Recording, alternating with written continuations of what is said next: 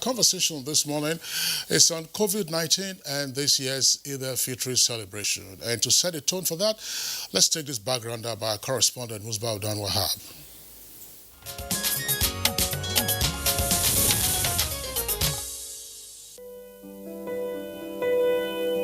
The search for a new crescent has begun, and so too is the last-minute shopping for the end of a month-long Ramadan fast, Eid-el-Fitri.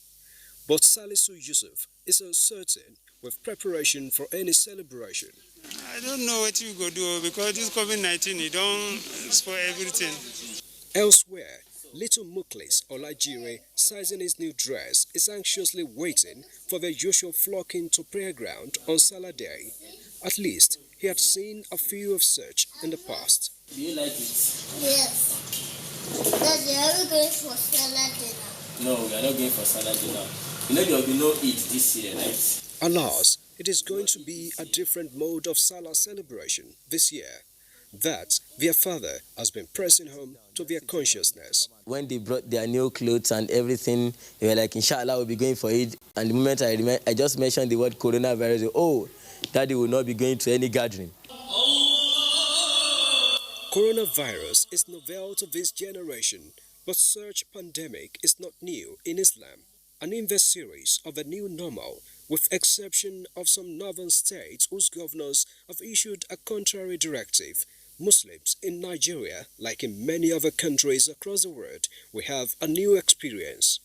Everybody will pray their Salah, their 2 rakah prayers in their homes with their family. We are beginning to teach our people. The Muslims should know that this thing that is happening to us, we are not the only one. It has happened to the Christians in their own. It has happened to the Jews. It has happened to everybody. Now we should see that this is our own turn to share from the world pandemic challenge which the entire world is facing. Because there is coronavirus. It is an incredible reality that Muklis and his older sister, Makfusa, are now very much aware of. But they can only hope for a better future soonest.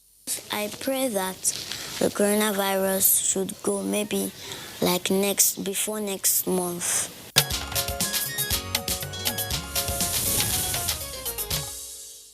All right, thank you for joining us wherever you're watching from. If you've just joined in, this is Good Morning Nigeria, and we are live here on the network service of the NTA. Promises to be an exciting discussion we're going to have today.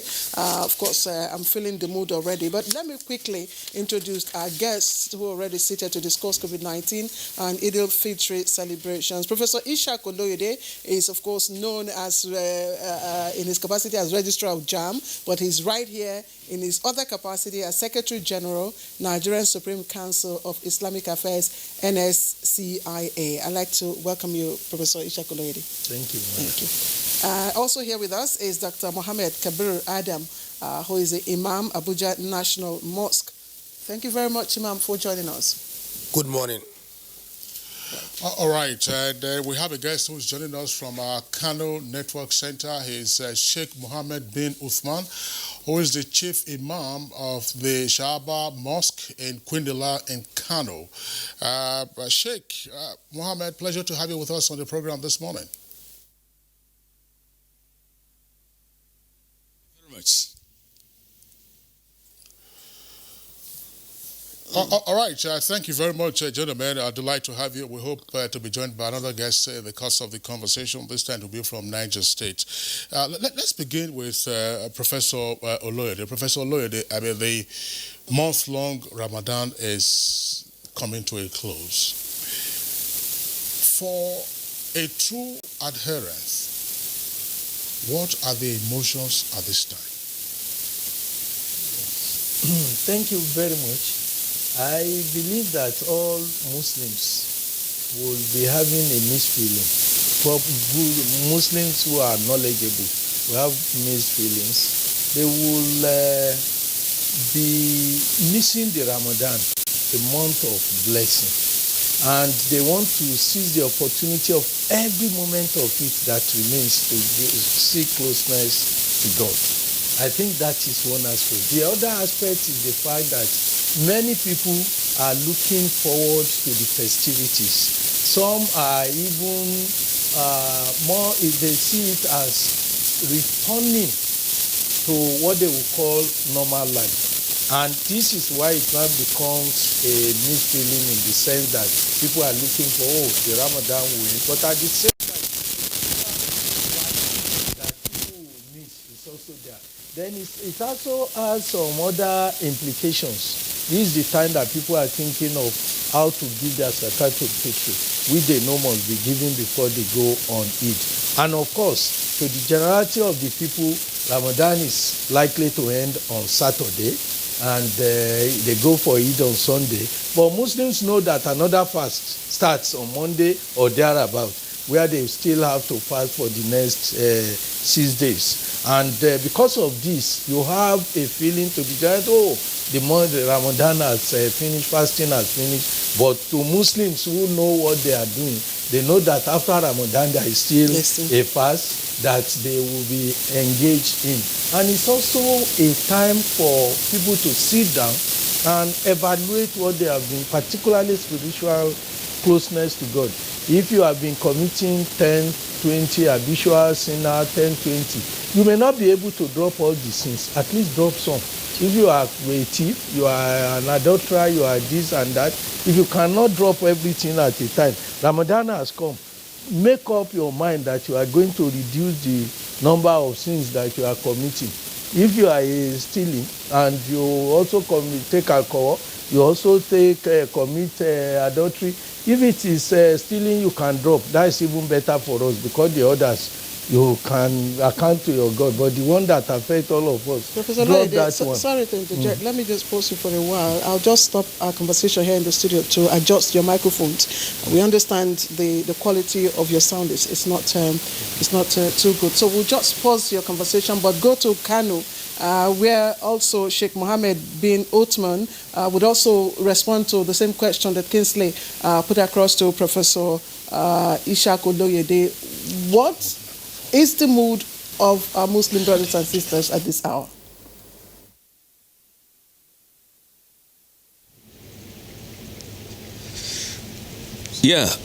Alhamdulillahi Rabbil Alameen. Wassalatu wassalamu ala nabiyyina Muhammadin wa alihi wa sahbihi ajma'in. Really, the Holy Quran in chapter number 2, verse 183. Clearly Allah said, O you who believe, fasting has been made compulsory upon you, just as it was made upon those who came before you, so that you may learn. That is the point here. You may learn God consciousness. So the main rationale and hikmah or wisdom is to inculcate in the Muslim ummah and community how to relate to Allah, obeying Him and keeping away from things forbidden by Him. So the mood is that we have been transformed, or we should have been transformed. Okay, in these 30 days experience during the Ramadanic sessions, teachings, reading the Quran constantly, attending scenes of tafsir and Quranic exegesis, attending prayers, though during this lockdown things have changed. So the mood is that of showing gratitude to Allah the Almighty for a life well spent. But with a kind of a mix in the process, things are not going the way they should be going. Because of this, let me call it nasty reality of this ravaging monster. We've been asking Allah the Almighty to bring a quick end to this. And وَمَا ذَلِكَ عَلَى اللَّهِ بِعَزِيزٍ.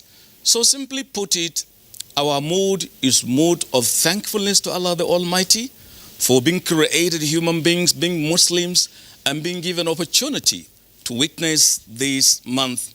Don't forget, there are a lot of people right now in the grave. They have just passed away. So we thank Allah for the life being elongated to witness this one. We hope to see more and more of these nice opportunities, but at the same time, we feel sad. We are saddened because of this reality. So that is why we keep on praying passionately that Allah, the Almighty, our Creator, our Cherisher, our Sustainer, to bring an end to this reality. And that is not difficult for Allah, the Almighty.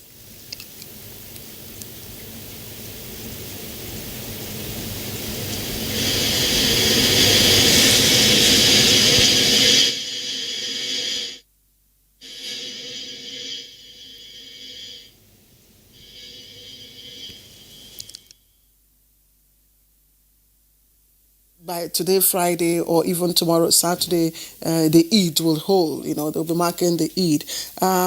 That's, of course, consequent upon the sighting of the Shawwal moon. But we hear that the Shawwal moon may not be sighted today. What is science telling us? Bismillahir Rahmanir Rahim. We thank Allah subhanahu wa ta'ala for everything. Islam was built on knowledge. Science is part and parcel of Islam. That is why Allah in His infinite mercy made mention in the Holy Quran after He said, Iqra bismi rabbika alladhi khalaq. In this verse, which is the first revelation in the Holy Quran, Allah made mention, Allama al-insana ma lam ya'lam, meaning Allah taught human beings something that he don't know. You know something today, but you don't know what will happen tomorrow. So the people of tomorrow, Allah will teach them how tomorrow will be. So science is part and parcel of Islam. So in Islam, we use science as the way it were, because Allah is the one who created the entire universe. So He said we have to think and accept His presence through all these means, which means, we have 12 months in a year. And these months were marked with days. But as far as moon is concerned, the moon has to appear. Because in Islam, Allah says, فَمَنْ شَهِدَ مِنْكُمُ الشَّهَرَ, whoever witness the appearance of the months. So definitely, وَلَا اللَّيْلُ سَابِقُ النَّهَارِ.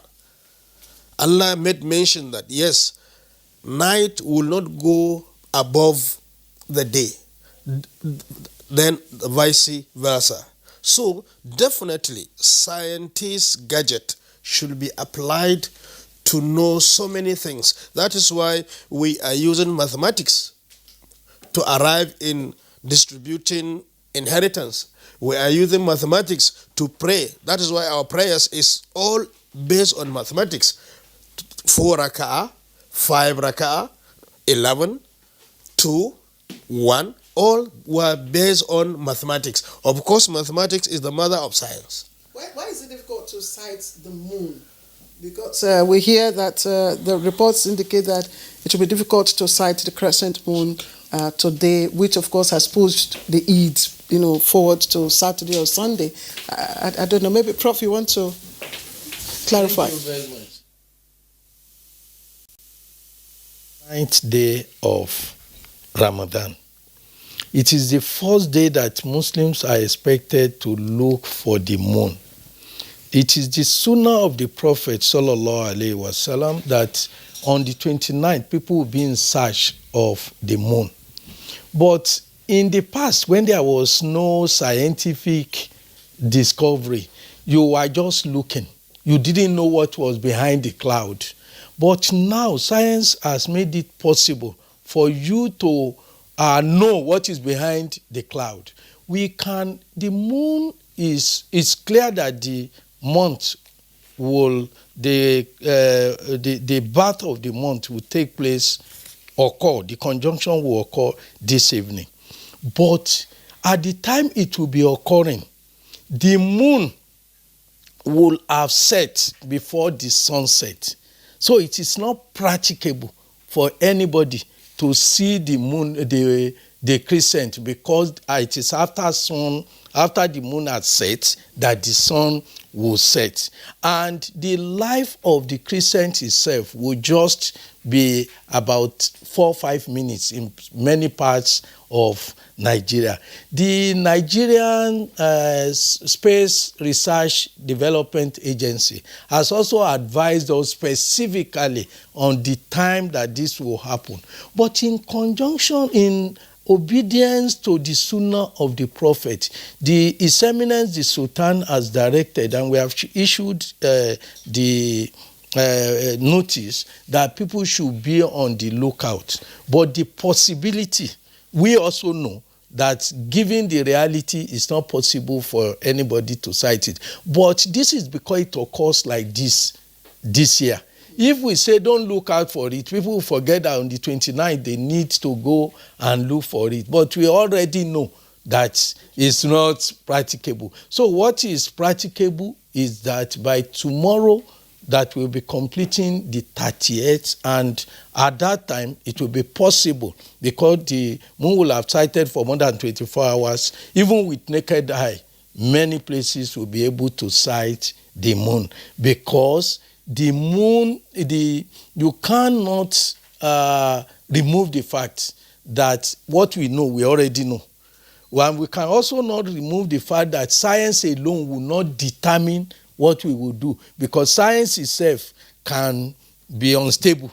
What they will tell you, you know, when we were going to school in those days, those were people who went to school, they were giving birth every 6 months, and they say lactogen, if you go to school, you will be giving birth every 6 months and nothing will happen. Later, science came to tell them that it's dangerous, so you better return to what the Quran has said, that you give your child proper weaning for 2 years, and that they are returning to science. So it's not just on science. We can't just not say, okay, why don't we just rely on what the science is saying? We will be using the two. Where science is right, we will follow science. Where science is proven and Islam tells us that this is not the way, we won't, because it is science, because science itself is work in progress. And that is why, a combination of the two, it is clear to us that 29th of Ramadan will be on the lookout. But it's also clear to us that given the situation, because many people say, oh, why relying on science? I always tell people, if you take a pen now and you write 7, and I look at it, I cannot see the 7. It doesn't mean that the 7 is not there. But if I put on my glasses, I can see the 7. So 8, you cannot do away. Almost all of us using our spectacles. So the reality of the fact is that there are certain things that science will help us to really get. The reality is that we'll be on the lookout for the moon, and if anybody should sight it, we will advise His Eminence. But in science, we also know that if you take your appropriate gadgets, I was with some scientists yesterday in one of the government agencies, and they were able to get where the thing is, the time that it will arrive, and it's so accurate. So everybody knows that. So yes. There will be universal celebration of likely. When you say universal, I can't say universal, because in places it depends on knowledge. Somebody might say, look, even tomorrow, Sunday, unless I see it Saturday. With my eyes, tomorrow is Saturday. Or on Saturday, unless I see it with my eyes, and therefore if I do not see it on Saturday, it might be Sunday.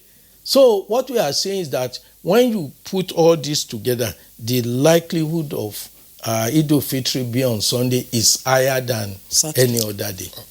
All right, Professor Loyode, thank you very much. Earlier, we indicated that we might have another guest join us. This time, he's via Zoom from Lambata in neighboring Niger State. Simwal Usman Jibril is a member of the National Moon Sighting Committee of the Council for Islamic Affairs, the Supreme Council for Islamic Affairs. Of course, he has broad-ranging experience as well in Abu Dhabi, that's the United Arab Emirates, as well as in Kaduna. Simwal Usman Jibril, while we are still on the subject of moon sighting, you may wish, of course, to lend your voice to what has already been explained by Dr. Dam and then Professor Loyode. But tell us, what is the significance of the moon in the affairs of Muslims, and more particularly in the course of Ramadan? Bismillah wa salatu wa salam ala Rasulillah wa ba'd. Good morning, viewers. Sorry for joining late because I'm traveling, I'm on the road. The moon is a very important issue in the lives of Muslims because, like we know, we have the 5 pillars of Islam, and the moon is directly linked to 4 of the pillars, namely Hajj.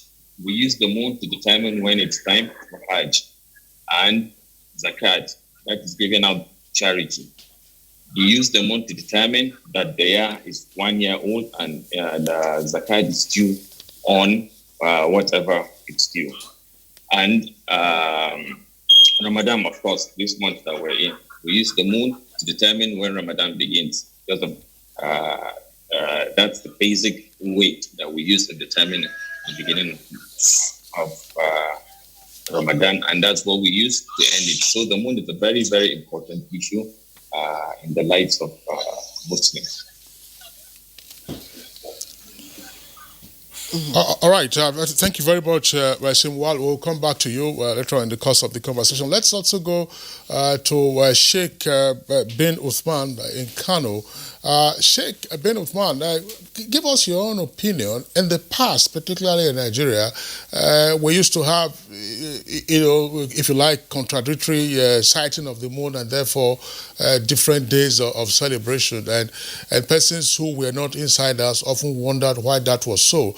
But things appear to have been streamlined now in recent years. Is that likely to continue under the current circumstance? Because listening to Professor Loyode here and Doctor, there would appear to be, all right, so there's the science of moon sighting, and there is also the human factor in the event of a conflict which prevails.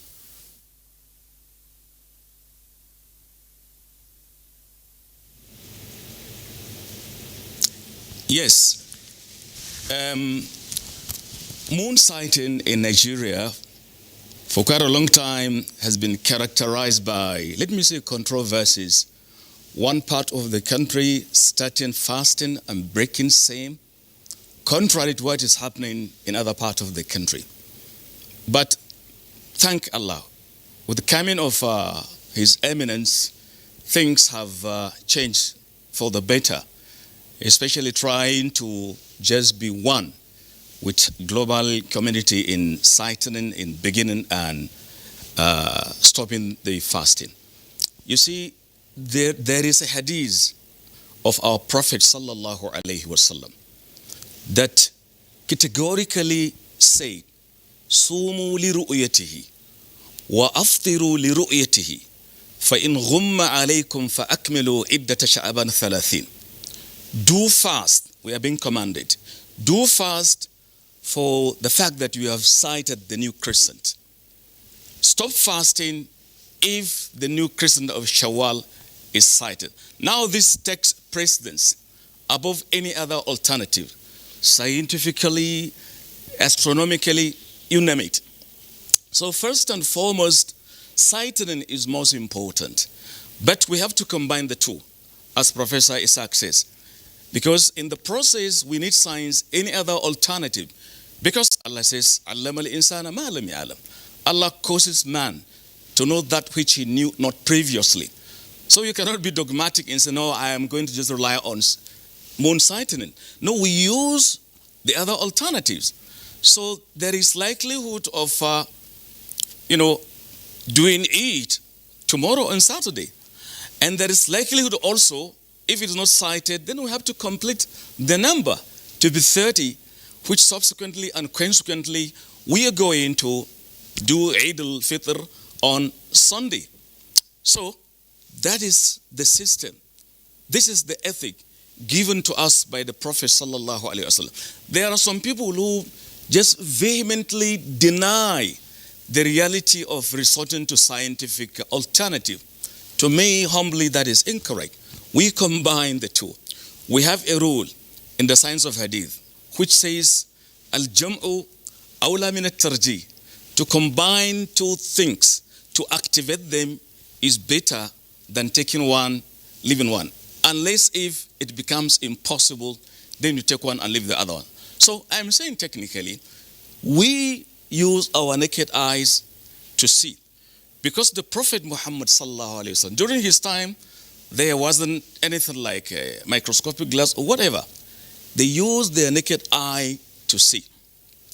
Some people are, making a mistake because somebody came some years back saying, "I will not, for example, start fasting until I have seen the moon with my naked eye." His reason is an ayah, فَمَنْ شَهِدَ مِنْكُمُ الشَّهْرَ. You see, the verb shahida, it's from shahida yashhadu. There is no alif between shinun and ha. It's not shahada. the ayah says faman shahida, who is present, not faman shahada, who saw it with naked eye. So that is a mistake by that brother who talked some years back. Shahida is if you are present, not necessarily seeing it, because the Prophet acted on the seeing, on sighting of somebody, and he fasted. He didn't see it he himself, sallallahu alayhi wa sallam. So I am saying in a nutshell, moon sighting is important thing to be attached, the necessary premium, which is what Supreme Council is definitely doing now with the subcommittee on moon sighting. They are doing good job, and please keep it up, because that has helped a lot in making the Muslim Ummah to come together, in streamlining the system, because it's better to be united on everything. Allah says, Inna hadhihi ummatukum ummatan wahida wa ana rabbukum fa'budun, in chapter number 21 of the Quran. This is here one community, one Muslim Ummah, impregnable, that shouldn't be divided. So we want to be united on everything, starting fasting together, stopping same together simultaneously within the Nigerian state, even continentally and even globally. And that is not impracticable. It is possible. There are chances of making it a reality. Asking Allah, the Almighty, to guide our leaders in continuing to maintain this unity, that is going to be very, very important. May Allah make it easy. It is Sheikh Mohammed bin Osman. Thank you very much. Now that we seem to have clarified, the correlation between the moon and Eid-el-Fitr, I think my next question, I want to direct it to the Imam here with us in the studio. What basically is the fundamental purpose of Eid? Being a smaller celebration, is it really compulsory? That's one. And will not observing it, in the usual congregational Tarawih format negates that purpose? First of all, we fast for the period of 29th or 30 days. This is a devotion. So, at the end of it, definitely, we need to show our gratitude for having spared our lives by our Creator to go through this practice or these activities. So at the end of it, we show our gratitude to Allah. That is the purpose of going for an Eid. So an Eid festivity is just to come out together. You can see the beautiful things of it. You see the male, the female, the aged, the young, everybody. Everybody is going out to celebrate Eid. Eid means celebration. That's the meaning. So it is an avenue where people come together to show their gratitude to Allah subhanahu wa ta'ala, who will give them the opportunity to fast this blessed month of Ramadan. Sorry, Kisley. Thanks a lot. I know that the issue of the Eid is on the table, but I want to back up a bit. I want to bring in Professor Loyede here. 2020 has been a unique year for humanity. What, therefore, in your opinion, has also been unique about this year's Ramadan, which is coming to a close, and then we celebrated with the Eid? Thank you very much. It's unique. It's largely negative in our perception in terms of hardship that people will face, restriction and so on. But it is clear, Innama Ali Usri Yusra. With every difficulty, not after every difficulty, within every difficulty there is ease. There are lessons for us to learn. And I believe that not only Muslims, I mean humanity generally will have to learn after this, that this COVID had brought some lessons, some reality that we will not be able to run away from even subsequently. But for the Eid, His Eminence, the Nigerian Supreme Council, and when you say my own opinion, I want to say that the opinion I'm expressing is not even mine, but a collective opinion of all the Muslim Ummah. We met under the leadership of His Eminence, and we decided that, look, Eid itself is not mandatory, it's not compulsory.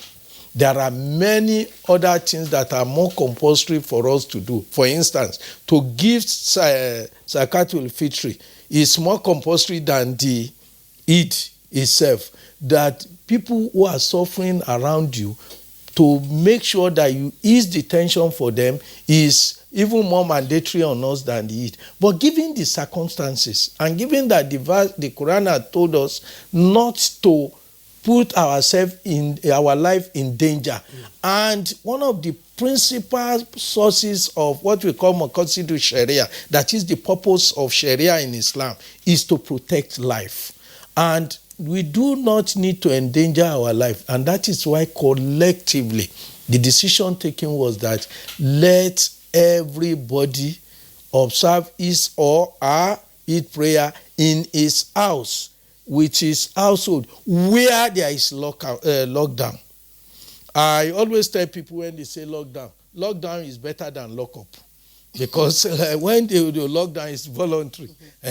So we should thank God that we are locking down, not that we are locked up somewhere. So I think it is important for us where the authorities, because we are aware that there are states where the authorities, in their opinion, whether rightly or wrongly, believe that people should go to the mosque.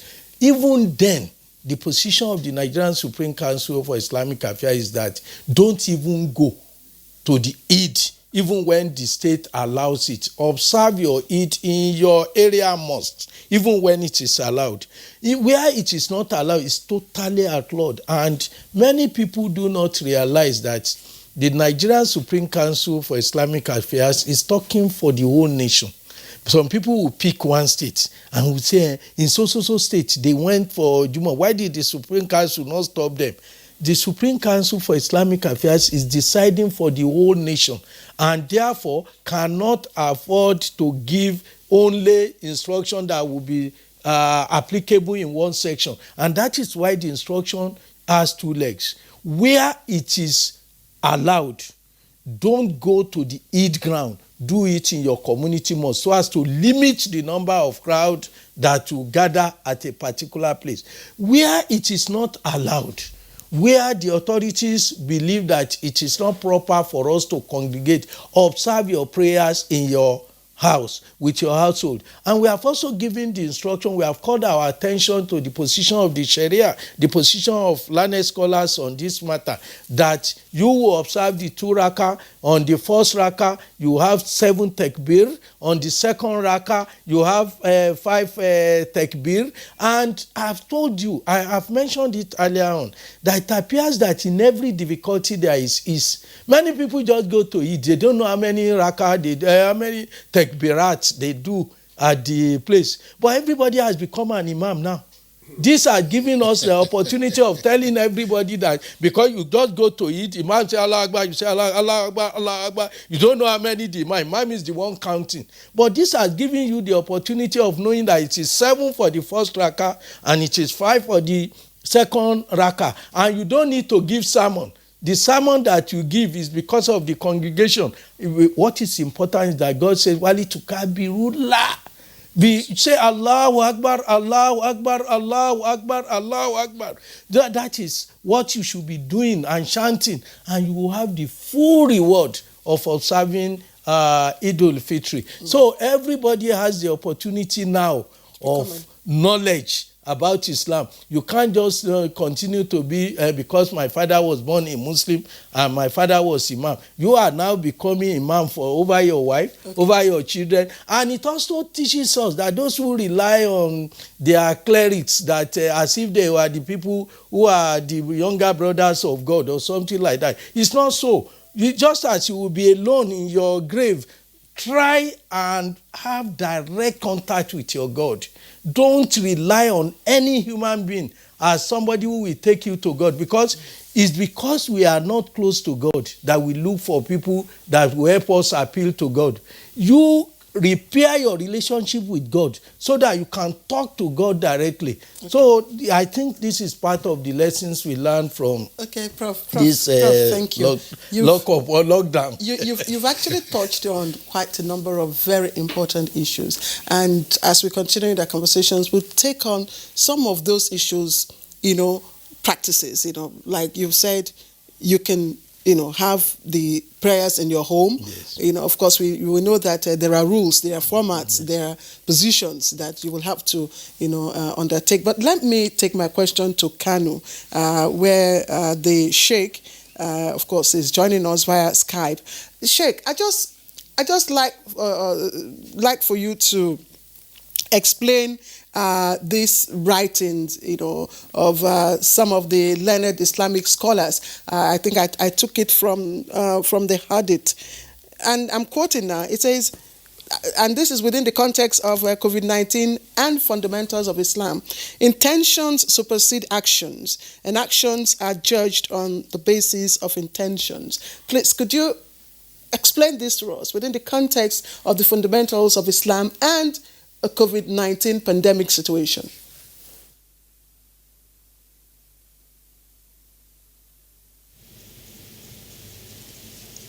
I know naturally you will come to me. You see, in the light of the citation you gave, let me start by saying first, in Islam, there are what they call 5 principles of Islamic legislation. They say, ضرر يزال وعادة قد أحكمت وكذا المشقة تجلب التيسير والشك لا ترفع, to the end of it. They are saying, if there is any harm, it has to be removed. So if doing something has the potentialities of inflicting harm on you, leave it. Forget about the benefit you get. So this is something written in our books of Islamic law. Number one. Number two, the issue of not praying in Jumu'at prayers and Eid took place for quite a long time. In the year 930 or thereabout, or 913, even Hajj was stopped because of realities then. Hajj had to be suspended. Recently, 40 years back, 1979, during the Juhayman madness attacking Kaaba, you know what happened. The Kaaba was completely locked down for almost 2 weeks consecutively. So we are saying, if there is darar, there is a harm. Yeah, Sharia is flexible, but within the confine of Sharia itself. Not anybody using his whims and caprices. Okay, now back to your question. Intention or actions are judged according to one's intent. This is a prophetic statement. He says, إِنَّمَا الْأَعْمَالُ بِالنِّيَّاتِ, reported by Bukhari and Muslim. Agreed upon, muttafaqun alayh. Meaning, if I have the intention of going to Eid prayer or Jum'ah, but circumstances are not that pleasant as to allow me for that, my intention is sufficient to be reward fetching for me, definitely. But in a situation like in my home state, Kano, where the government looks at people's concern, they say, okay, you can go and do it. People are in need of that, but there are rules and regulations that people are going to observe. So you can combine the two. Because people are saying, why do you open markets? Look at the congregation in marketplaces. Come to Kano, Savongari, you see nothing completely like social distancing. People are asking, are you telling me COVID-19 is only in the masjid, in the mosque, the house of Allah? It's not in the marketplace? You cannot deny this. People have to ask. You have to answer them. If I can allow people to come out twice a day, a week, or 3 days a week, commonsensically permit me, people will ask you, and I'm repeating, are we saying this disease is only there in the house of Allah, where people should be asking Allah to bring a remedy to it? This is su'udhan, according to some people's view. So in Kano, a lot of scholars found it necessary. I may not agree with them, but they impress upon the government, and the government listen to the people. I am an imam, and I have to follow but definitely trying to maintain the rules and regulations. Wash your hand properly with sanitizer. Use your mask, and I'm going to use it on my pulpit tomorrow. I will put it. And even my hands, thanks. Okay. And I will command people. The law enforcement agent will help us in making sure rules and regulations are there. So, if the government allows it, it is because of the pressure of the people. And it's in reason to people's question. I am still repeating. People are still seeing. Allowing people to go to the markets, they buy and sell and interact and socialize virtually without nothing like social distancing. They are asking this question. Are you telling me the disease is only in the masjid, the house of Allah, not in the market, not in the hospitals, not in other places? So, the intention is there. If you intend to achieve something good, you couldn't get it, Allah rewards you. In a hadith, whoever intends to do something good, he couldn't do it, he has one reward recorded for him. For example, I want to fast a day as a supererogative fasting, but I cannot at the end of the day. Allah records for me a full reward. That is the beauty of Islam. Okay? So we are with this idea because it is a scholastic view based on sound knowledge and learning. But the reality in Kano and other states, the people are saying it is in the masjid. We are going to ask Allah the Almighty, after maintaining all the rules and regulations, and pray to Allah. Don't forget, in the hadith of Abu Dawud, the Prophet taught us to pray like this. He used to say, Allahumma inni a'udhu bika min al-barasi, wal-jununi, wal-judhami, wa min sayyi'il asqam. Oh Allah, I seek your protection and refuge from al-barasi, leprosy, wal-jununi, and madness, mental retardation, wal-judhami, and elephantiasis, wa min and negative diseases, COVID-19 inclusive. So people are asking, are we denying Allah the chance of going to His and ask Him? Even if we are going to maintain the lockdown system, rules and regulations, why wouldn't you combine the two? I think this informed the decision of Kano government, and it's realistic. People are definitely going to maintain the order. If somebody fails, we send him packing. We ask Allah the Almighty to bring an end to this nasty situation.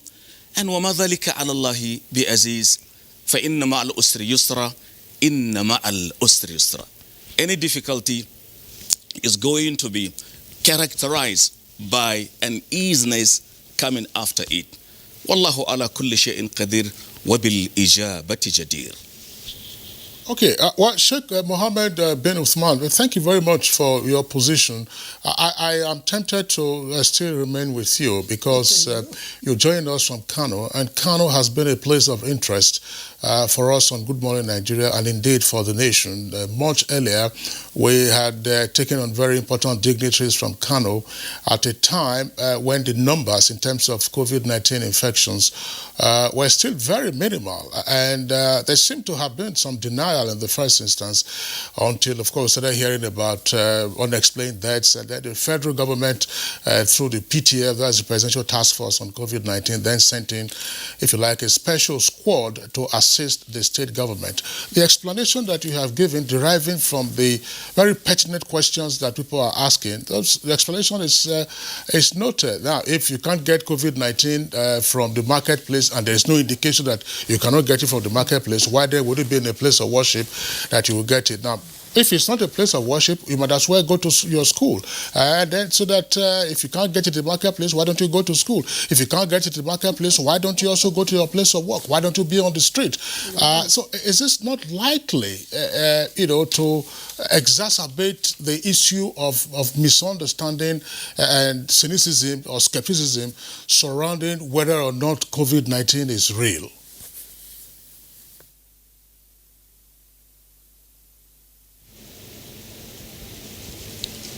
Yeah, skepticism or cynicism to me should be counted out, because disease is God created.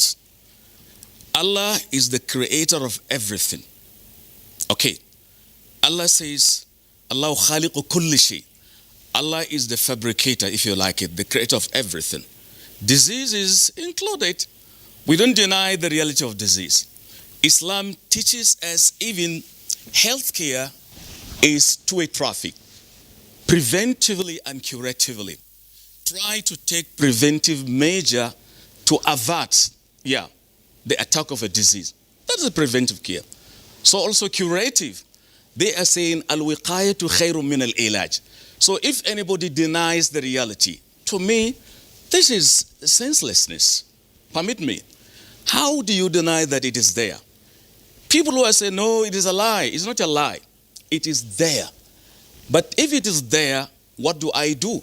Let me cooperate with the authorities that be. The medical practitioners are there.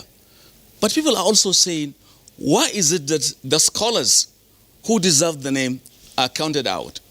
Why haven't we heard people saying, please, the scholars, ask people to beg Allah, to ask him? Why is it sidelined, so to speak? Why is this? Is it only with the medical practitioners? I think all hands should be on deck. The scholars, the alfaz, the malams, the sheikhs, the asatidha should tell Allah the Almighty, because Allah listens to our prayers. In Quran chapter number 40, verse number 60, Allah says, وَقَالَ رَبُّكُمُ ادْعُونِي أَسْتَجِبْ لَكُمْ. Your Lord says, ask me, and I'm going to answer you. We don't deny. I am not skeptical. I am not cynic concerning the possibility of Allah answering my request. So, cynicism, skepticism, doubting, put aside. It's not an informed idea. People with maybe, astaghfirullah, low IQ are those denying this reality. It's there. Don't tell me one country fabricated it. Forget about that one. The reality, it is there ravaging the society, killing people all over the world. So it will be sheer madness this is not there. So we know it is there, but what we are saying, like I told you earlier, the kind of scholars that advise the government have their reason. Some of them I told you have heard it. Okay? So I want to maintain an enlightened and informed decision that will fetch for me the endorsement of my creator, my nourisher, my sustainer. Wallahu a'lam wa bihi tawfiq. Thank you. Gentlemen, let's just pause for a while, take a short break. When we come back, we'll continue with this interesting discussion. And of course, we will be joining our Usman Jibril, who is with us via Zoom. But again, as I said, that will be after these commercials. Don't go away. Nigerians, coronavirus is dangerous. It can kill. When you see this sign, high fever, cough, shortness of breath, drowsiness, pneumonia, don't panic, don't hide, don't embark in self-medication. Promptly visit the nearest medical facility. Report all cases to the nearest hospital. Prevention is key. Avoid contact with infected persons. Avoid crowded areas as much as possible. Wash your hands regularly. Use hand sanitizers. Your life is precious. Stay alive. Live long, live right. This message is sponsored by the Federal Ministry of Information and Culture and the Nigerian Film Corporation. Nigerian Film Corporation, powering possibility. As a strong immune system increases the chances of victims surviving COVID-19, a corruption-free society creates opportunities for citizens to thrive and prosper. Build your immunity. Stop corruption now. Report all acts of corruption to ICPC on this toll-free number 0800 2255 4272. This message is brought to you by ICPC and NTA. The number of the COVID-19 cases in Nigeria is increasing daily, with many more tests ongoing. The battle of testing, isolating, treating, and attending to the affected persons rests heavily on the shoulders of our health workers, constantly putting their lives on the line and at risk to contain this virus, save and protect the lives of millions of Nigerians. To these health workers, we at the Nigerian Television Authority, NTA, on behalf of millions of Nigerians, say a big thank you for all that you have done and are doing. To the security agencies enforcing the lockdown and every other frontliner, we say thank you for putting your lives on the line to save ours. There is no amount of words that can quantify our gratitude. Thank you. This message is brought to you by the Nigerian Television Authority, NTA, Africa's largest television network. All right, welcome back. And let me quickly take my question to Mohammed Kabir, that's Imam Adam here. You listened to the Sheikh Mohammed Ibn Uthman from Kano talk about, of course, the logical reasoning behind the relaxation of the restrictions in Kano. Quite logical, if you ask me. But with the experience of what is happening, the increasing number of positive cases in the country generally, especially in the states in the northern part of the country, with increasing number of deaths, how easy is it to congregate during this Eid? And is it easy to practice those precautionary measures? Well, thank you very much. First of all, we had meeting with medical personnel concerning this issue here in FCT to know whether if it is feasible to congregate or not. They said in reality, medical advice is not. Even those who allowed it in other states, they said it is very, very wrong. That's what they say. We asked them what is the difference between congregation in market and that of places of worship. They say yes, it is two entirely different. In the market, everybody yes agreed there is mixture of people in the market, but everybody is alert. You can see, even though yes, but everybody is on high alert of who is walking beside him. But in the mosque, it's not like that. There are things that are happening in the mosque on compassionate ground. What one medical doctor made mention, for example, an imam in the mosque leading the prayer, somebody walk in a terrible situation, he need attention. Of course, not only the imam, everybody in the mosque will now go to his aid on compassionate ground. Unlucky, maybe he is a contact. He contacted the virus. So the imam and all the people in the mosque will contact the virus without them knowing, and they will now take it back to their family. So you can see the virus is now continue spreading. The virus was not there in the mosque. Everybody knows that. But the people who entered the mosque, one of them will enter with it. If one person with virus enter the mosque of, let's say, 500, how many will contact the virus? Very many. Prophet of Islam, in one of the hadith, and the hadith was in the book of Sharia, where he said, in a situation of witnessing calamity like this, especially something that is, the hadith used the word, something that is bakma, something that you cannot hear. Amya, something that you cannot see. You better stop where you are. Other hadith says, if you walk out, it will grab you and you are on your own. So Islam is very clear. Going to the mosque is a command from Allah. And it is the same Allah who says, if there is danger, we should not expose ourselves to that danger. We have to protect ourselves. In fact, in a situation of taking a lawful food, now you don't have the lawful food to eat. If you didn't eat the unlawful one, you will die of hunger.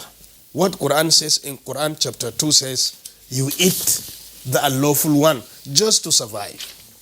Just to survive. So it is the medical advice, Quran says, فَاسْأَلُوا أَهْلَ الذِّكْرِ إِن كُنتُمْ لَا تَعْلَمُونَ. Ask those who know if you do not know. In this aspect of COVID-19, medical personnel, they are the knowledgeable ones. And Islam ordered us to ask them to tell us. And this is their stand. All right, Dr. Mohammed Kabir, thank you very much. Professor Loyo, let's come back to you. You had given the explanation and also indeed stated the position of the Supreme Council for Islamic Affairs and the conditions under which the directives, should be followed.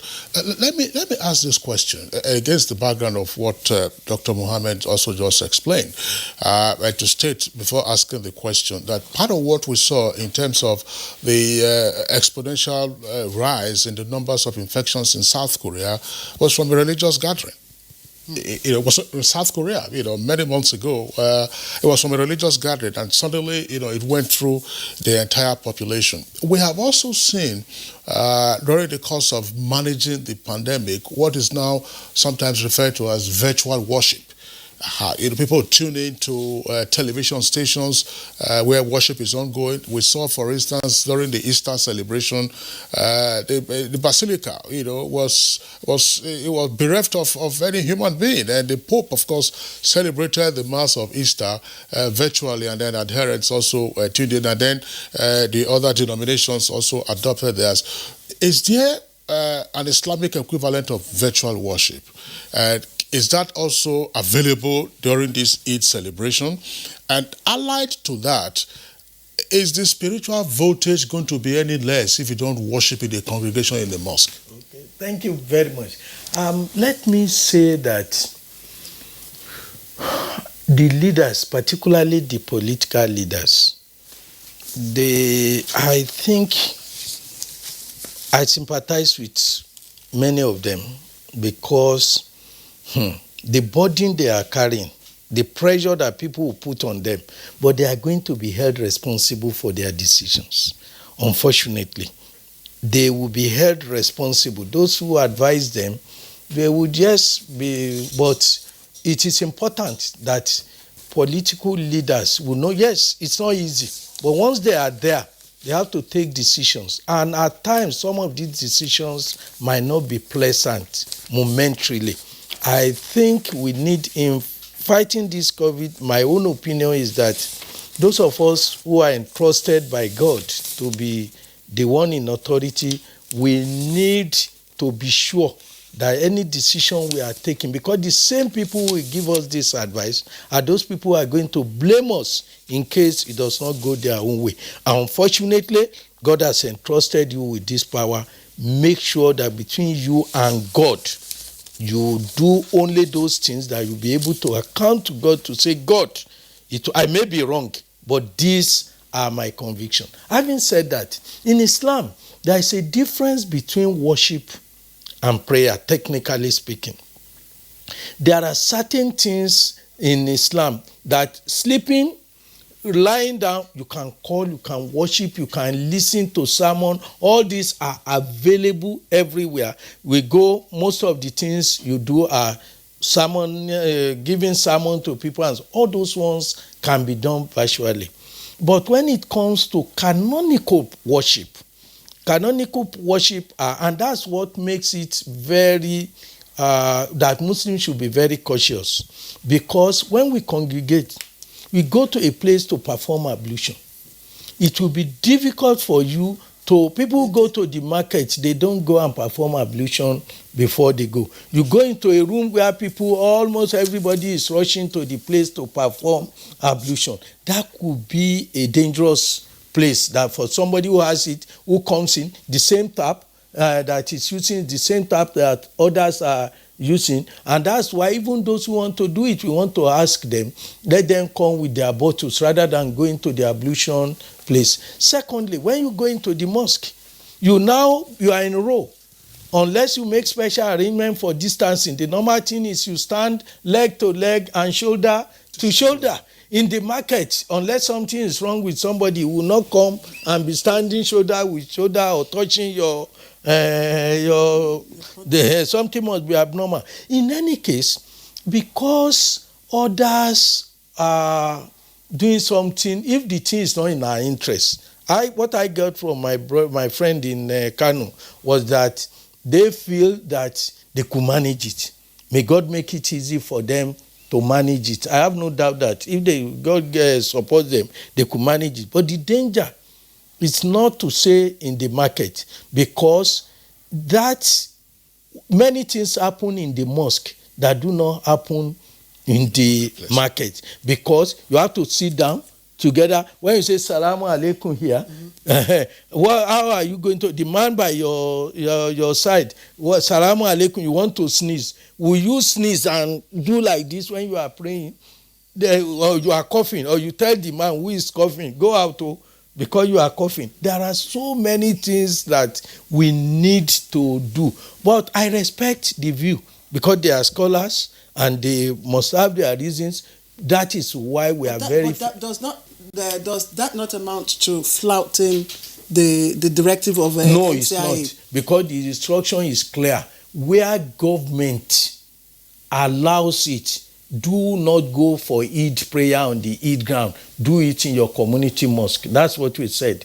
And if government does not allow it, do it in your home. So we are conscious, by the time we are taking the decision, we were conscious that some of the states, because some people, you might see a Muslim leader now in a mosque observing, say, look at these people, they are hypocrites. No, they are doing the right thing, because if, for instance, the FCT minister says, yes, you are free to go to your worship, what reason will I have to tell my wife we are not going to eat? I will have, because the leader, somebody that God will hold responsible for it, because if it is good, God will reward him, that he doesn't allow us to kill ourselves ignorantly. But if he misdirects us and he asks us to go out and we meet God will also hold him responsible. If the minister of the FCT asks me to go, allow me to go to Jumu'ah service, I have no reason not to go. But where it is not allowed, that's why we said, where the government says it is not in your interest to go, and it has been so directed, you should stay in your house and conduct it. Now, getting the question, this online preaching is going on. In fact, that's one of the advantages I've seen. If my other life as a JAMB registrar, I'm pleasantly surprised that we are doing more work, better work, more efficient delivery of service during COVID than that. I started asking people, why are you coming to the office to do? Because the job is going on at home and better. So I believe that even the Muslim communities, they have seen so many values that they are delivering online now. And I think that's part of the positive aspect. But when it comes to canonical worship, that is the salat, we stand up, we prostrate and so on to God, that you can only do it congregationally or individually when congregation is not possible. Okay. So it's not something that you now say the chief imam is observing his prayer on the television, I will follow him. You can't do that. But you can do all other things together. But all that canonical worship, that should be done individually. And when we say individually, Islam is a very simple religion. Jama'ah starts with two. Jama'ah, when you say Jama'ah, well, God says you will have double reward, triple reward if you pray in congregation. Congregation in Islam starts with two. You and your wife, you are already a Jama'ah. Yeah. So even if you are not blessed with children, there is you become the imam. And if you are two sisters at home, one of you will lead the other, standing side by side. I was going to ask you that for those that will be, having their prayers individually at home and all that, and where you don't have a meal. In a household where you don't have a meal, the female, they will just be on the same. Who is the adhan? Who does the who is the muaddin? Yes, the muaddin. In the case of it, there is no muaddin. No muaddin normally, even if you go to Eid, because no call is made. But in terms of leading, one of them, the most learned among them, among the women, will lead. It's just that nobody will stand as imam. They will be on the same row. and one of them in the middle will lead the prayer, and all of them will join. So Islam is a realistic religion. Islam is not against women that say that's why woman cannot lead. If a woman, for instance, if you made a woman an imam by nature, there will be problem. Because when the woman is not fit for prayer, they will say, Arale, he has started this thing now. So you'll be exposing the woman to be her privacy. She has to explain why she's not leading the prayer. Not that the woman is not good, but when God creates man and creates woman, he knows what is good for the man and he knows what is good for the woman. And the men who will always be there. That's why it's but when you now have a congregation of women, a woman can lead the other women. Okay, let's pause you for a while. Take our tweets, and of course, we'll now move to the final lap of. But I need to also say that I was smiling when you were citing an hadith. You have become an imam, a mama. Because the way you are citing the hadith, we can call you an Islamic scholar. Well, we're all fasting. We're all fasting. Yes. Together. All right, Kingsley, can we? All right, so we have a number of tweets that have come in from our viewers. Adamo Estefanos. COVID-19 is real. Let's take responsibility by adhering to the preventive measures and let's stop the virus in its tracks. And Chris Simeon, as you celebrate this year's Eid-el-Fitri, strictly adhere to all COVID-19 protocols. Likewise, pray for God's intervention and speedily heal our land. Now, Dele Jack Solomon says, happy Salah to our Muslim faithful in Nigeria and all over the world. This time around, of course, celebration will differ from what it used to be. It will be a kind of digital Eid-el-Fitri, and people should use this to wish each other happy Eid on phone calls and video calls. Yakubu Abdullahi, COVID-19 is not a joke. The compulsory Friday prayers is suspended. Talk less of Eid prayer. So please, all Muslims should stay home, celebrate Eid-el-Fitr with friends, family, and other loved ones. Aliu Bala Muri says we should celebrate Eid in our homes to control the spread of COVID-19.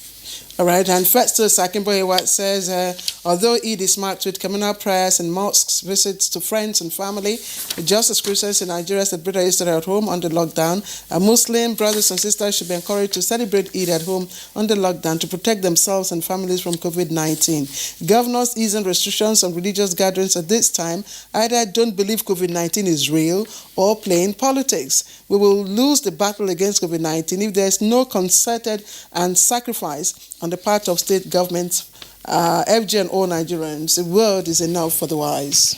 Now, Innocent Yawa James tweets, it says, you don't expect social distancing during Eid prayers. How does one put in place measures to control congregation? Washing of hands and wearing of face mask can help, but only a little. All right, Mike Anyakwo, congratulations to all Nigerian Muslims on Eid celebrations. This year's on with COVID-19 pandemic shows that God is supreme. We must appreciate the sovereignty of Almighty Allah, but no matter the situation, we must use the occasion to reflect on how to better our society. Amabwala Babs, my advice is that as people celebrate the Eid, social distancing is very important, especially in states where the governors seem to have declared their own states free from coronavirus. All right, ACK Emeka, our Muslim faithfuls should please use the season of Eid-el-Fitr to pray to God to heal the world. Francis Obi says that it's important to maintain social distancing and as well as observe other NCDC guidelines, wearing a face mask and washing of hands. It's only the living that can witness the next Salah. All right. Now, Ruben Nagberi, I commend His Eminence Abubakar Sa'ad III for his timely statement. All Muslim faithfuls should follow the directive and stay safe from the deadly virus. Now, Abdul Tweet says, while I appreciate the current circumstance of my Muslim brothers and sisters, adherence to the instructions of our leaders is the best option. Allah knows why this is happening at this time. Please, let's be safe. All right, Katake tweets, inasmuch as the world is facing this scourge, Nigeria's economy cannot withstand complete lockdown, or we will face economic breakdown. Cecilia Okoroma, can we all learn to tell ourselves and children that there is a new lifestyle brought on by COVID-19? Let us use this time very well to teach and accept the reality. And Enoch Ayuk tweets, we need to focus more on the enemy around us, because putting life first is the fundamental reason why we gather to pray. Let's pray at home and let those on the front line to do the fighting. God be with us. Now, Yunus Yahaya says, please help me ask your guests, can I give Zakat al-Fitri to my biological brother who is not working at the moment? All right, please take note of that. This is coming from Ismail Oloyede. All right, I see from and it tweets, it is very essential that we all do everything in moderation as we celebrate Eid-el-Fitr. Of course, we must follow the regulations and protocols designed by our leaders, because disobeying them is tantamount to disobeying Allah. Eid-el-Mubarak. Eid-el-Mubarak to you as well. Well, those are the tweets. We want to thank all of you for sending them in. Let's quickly, there was a question. That's right. Yes. Says, this is Yunusa Yahaya. Can I give Zakat al-Fitr to my biological brother who is not working at the moment? Please take it along with what should be the face of Zakat giver, because it's an important and critical aspect of Eid-el-Fitr. Yes, thank you very much. And the correct answer to my own opinion to that answer is that you can, because your biological brother is not your direct responsibility. For instance, you can't give zakat to your wife. You can't give it to your son because you have responsibility. You can't give to your mother or to your father because those are your primary responsibility. But for other relations that Islam has not put their direct burden on you, it will be wrong for you, for your brother to be hungry and you are now giving it to a neighbor elsewhere. So once your brother is not your direct responsibility, giving him zakat is, in my own opinion, Allah. And I believe that is the position of Islam.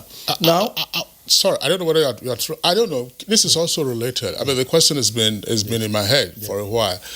As part of the obligation during Ramadan, it's alms giving, but that's probably what's referred to as zakat, XYZ. Now, the uniqueness of 2020 is that we have seen, pardon this expression, almost an industry of palliatives. Yes. Everywhere you go, palliative.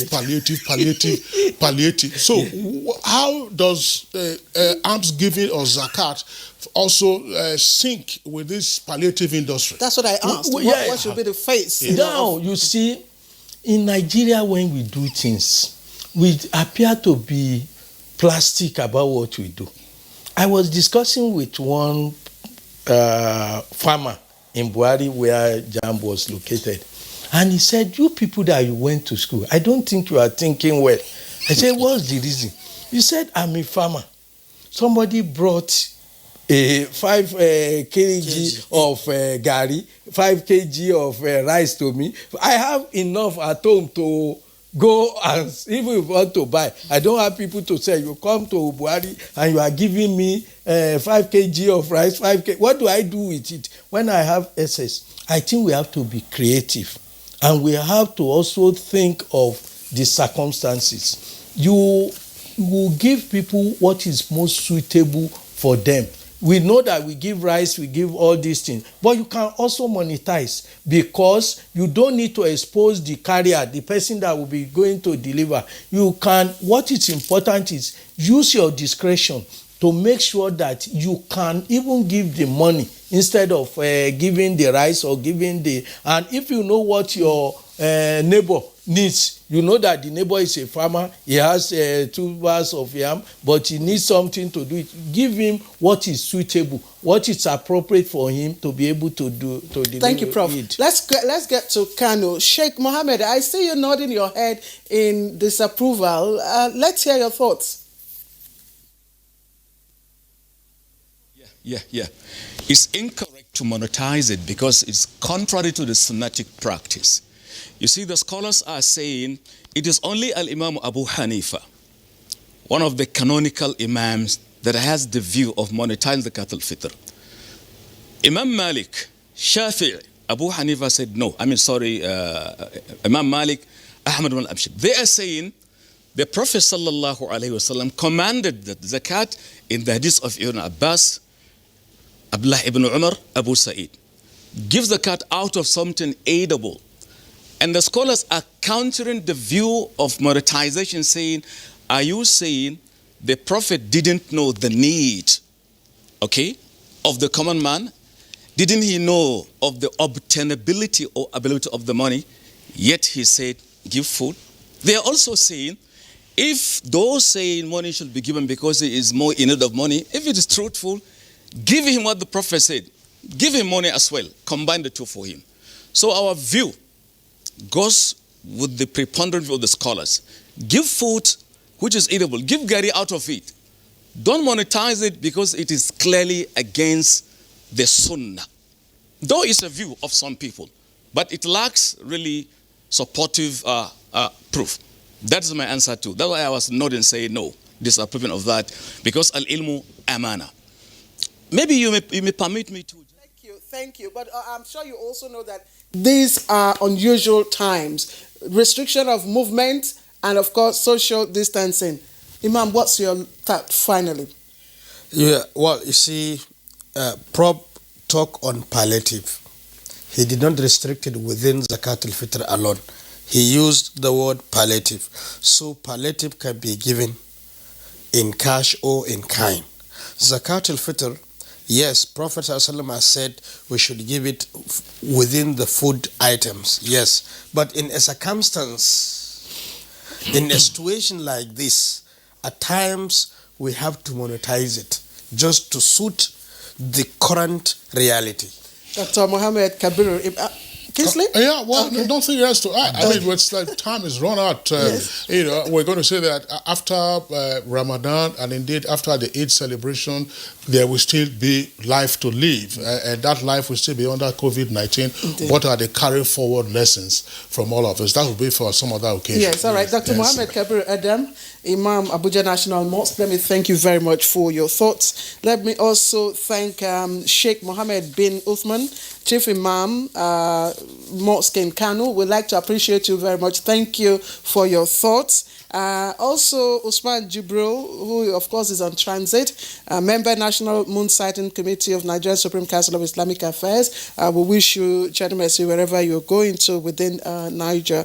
And finally, Professor Ishaq Olode, Registrar JAM, and of course, Secretary General, Nigeria Supreme Council of Islamic Affairs. Thank you very much, gentlemen, and we wish you Eid Mubarak. Eid Mubarak. Thank you. All right, and that's it. And good morning, Nigeria, for today and for this week. We'll see you on Monday by the grace of God. And to all of you, we wish you Eid Mubarak. I am Claire Dilapo Abdurrazak. And I'm Kingsley Osadolo, thanking you for being with us. As Claire said, we're back on Monday, same time, 7 o'clock in the morning.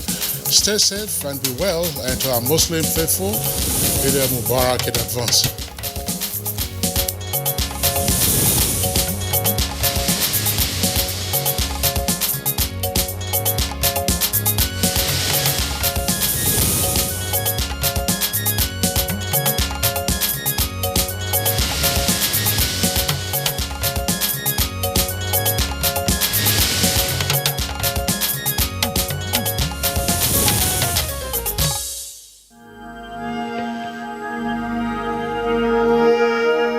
I wish to once again commend the frontline workers across the country who, on a daily basis, risk everything to ensure we win this fight. For those who got infected in the line of duty, rest assured that government will do all it takes to support you and your families during this exceedingly difficult period. I will also take this opportunity to assure you all that your safety, well-being, and welfare remains paramount to our government. I am using this opportunity to express our deepest condolences to the families of all Nigerians that have lost their loved ones as a result of the COVID-19 pandemic. This is our collective loss, and we share your grief.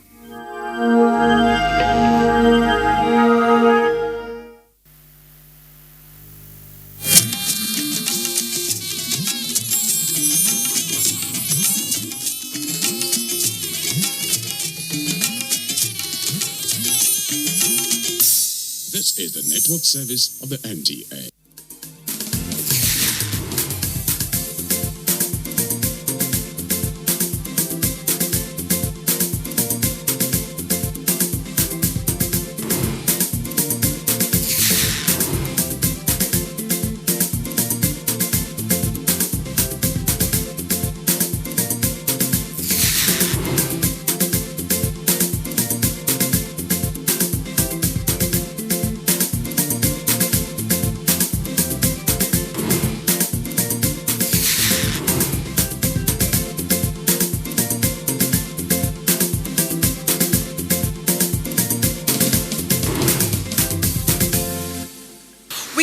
A poem on COVID-19. And we will share it with you, our dear esteemed viewers. Miller, drop it like it's hot. COVID-19, why have you made us stay home this long? Why have you made us this distance from ourselves and from our friends this much? We should be a brother's keeper. We should stay with friends and play with them. True. But you came and everything became abnormal. Well, not ignoring the good you have done. We thank you for making some families know how to stay together. For they hardly had time to be together until now. We thank you for making some people love themselves more. For they never knew how to live alone until now. We thank you for making some people clean their hands and wash their hands. For their personal hygiene is poor. But COVID-19, weekdays are no longer how they used to be. For we no longer rush on Monday mornings. No TGIF, no slaying for parties. Please let us live together with love and not fear as we used to live. Let's hug and shake hands as we used to do, for we will continue to wash our hands and use hand sanitizer even when you're gone. I hope you get the drift. Yes, they do. Welcome to Click Lights, your popular entertainment rendezvous. I'm Butswa Miller. And I am Ekemini Williams. Good to have you.